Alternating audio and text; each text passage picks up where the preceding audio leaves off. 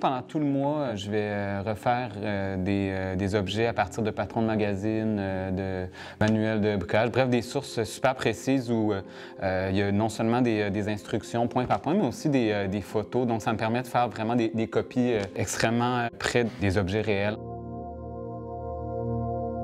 Dans un deuxième temps, je vais prendre des photos de ces objets-là, puis ça va me servir à faire des impressions photos sur toile. Donc le produit final, en fait, de mon projet, ça va vraiment être une série entre 8 et 10 impressions montées sur châssis. À la base, c'est vraiment des objets que je choisis parce que c'est des objets par rapport auxquels je pressens qu'il y a une qualité d'image déjà, même dans l'objet. C'est aussi cette idée-là de trouver des objets qui ont une qualité d'étrangeté puis qui ont quand même un potentiel narratif. Cet objet-là, qui a l'air d'un bout de tissu plié, c'est une couverture de lit en papier journal. Donc, c'est 2 épaisseurs de coton avec une doublure en papier journal. Puis ça provient d'un ouvrage qui était à l'attention des colons, des nouveaux arrivants dans les régions à développer. En fait, j'étais surpris de tomber sur ce conseil pratique-là parce que je pensais pas que ça existait. Je vois qu'il y a les dés ici.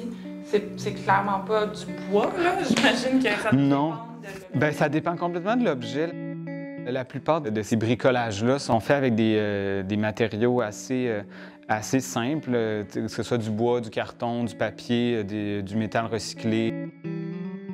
Avec la petite poupée ici, qui a l'air un peu idiote et rigolote, mais c'est un objet qui est un peu bizarre parce que ça ramène non seulement à une époque, mais aussi à un fait main quand même qui est approximatif.